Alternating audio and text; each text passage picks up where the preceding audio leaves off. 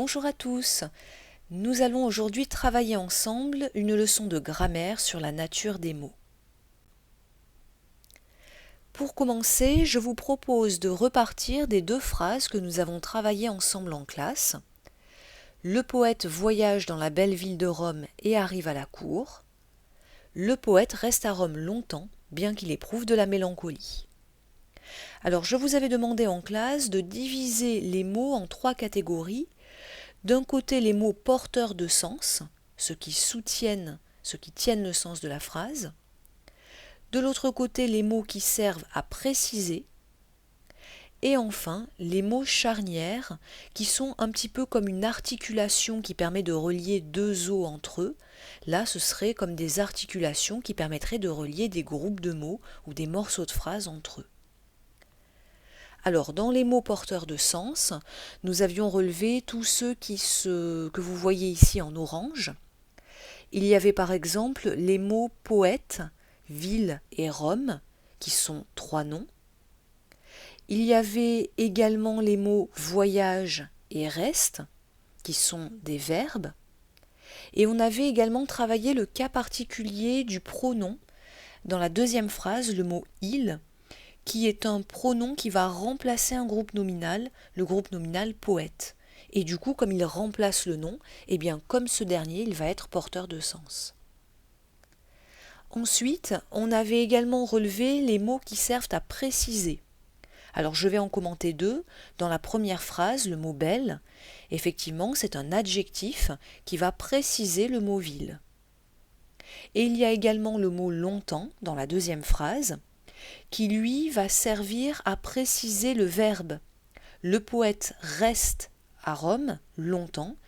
Ça permet de savoir s'il reste un petit peu à Rome, longtemps ou un temps limité. Donc vous voyez qu'ici il s'agit de longtemps, ça permet de préciser le verbe. Et du coup, c'est un adverbe. Et les mots charnières sont ceux qui s'inscrivent en vers, ce sont ceux qui permettent de passer d'un groupe de mots à un autre, d'un morceau de phrase à un autre. Si je résume, on a donc trois types de nature. D'un côté, les mots porteurs de sens, le nom, le pronom et le verbe. De l'autre, les mots qui précisent, l'adjectif, l'adverbe et le déterminant. Et enfin, les mots charnières, les prépositions, les conjonctions. Alors les conjonctions, il y a en réalité différents types de conjonctions, mais on verra ces précisions un petit peu plus tard. Et il y a également un autre type de mots difficile à classer, ce sont les onomatopées.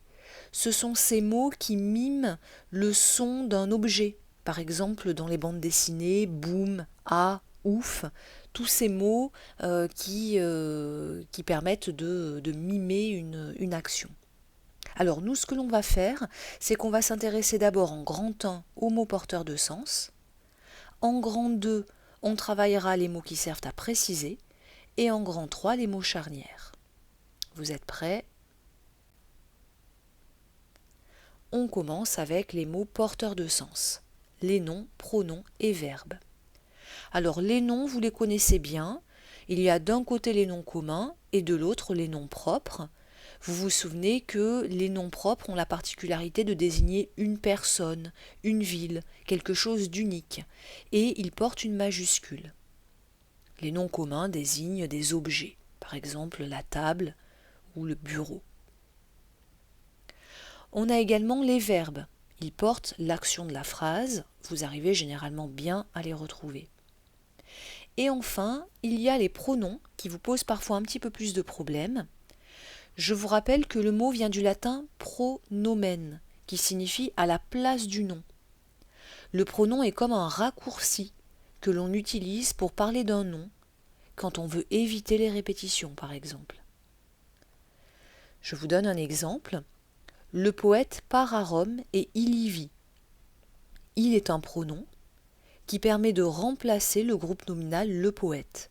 Ça évite d'avoir des répétitions dans la phrase. Donc c'est très fréquent ces pronoms. Ensuite, on passe aux mots qui servent à préciser. Alors tout d'abord, ceux que vous connaissez le mieux, les adjectifs, ils permettent de préciser les noms. Par exemple, le poète mélancolique attend son retour. Mélancolique permet ici de compléter le nom commun poète. Un deuxième type de mot qui sert à préciser, vous les connaissez moins bien, ce sont les adverbes. Ils permettent de préciser les adjectifs ou les verbes. En fait, adjectifs et adverbes ont la même fonction. Ils permettent de préciser le sens d'un mot. Mais les adjectifs précisent les noms, alors que les adverbes précisent les adjectifs et les verbes. Je vous donne un exemple précis en dessous. Le poète très mélancolique attend impatiemment son retour. Le premier adverbe très permet de préciser l'adjectif mélancolique. On sait ici si le poète est un peu mélancolique, beaucoup, moyennement. Là, il l'est beaucoup puisqu'il est très mélancolique. Et il attend impatiemment son retour. L'adverbe impatiemment permet de compléter le verbe attend. En effet, on sait s'il attend avec impatience, avec envie. Donc impatiemment permet de préciser ce verbe-là. Et enfin, dans les mots qui précisent, vous avez les déterminants. Alors eux, ils permettent de préciser grammaticalement le mot, c'est-à-dire de donner le genre ou le nombre du nom devant lequel il se place. Ce n'est pas le même type de précision que les adjectifs ou les adverbes.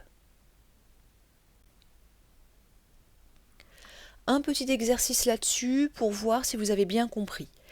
Quelle est la nature de chaque mot souligné ? Est-ce que vous avez un adjectif, un adverbe ou un déterminant ? Je vous laisse mettre la vidéo sur pause, vous lisez bien les deux phrases et pour chaque mot en bleu, vous indiquez bien sa nature. Quand vous avez terminé, vous remettez la vidéo en lecture. Vous y êtes ? Nerval, un poète vraiment remarquable du XIXe siècle, a écrit un poème nommé Fantaisie.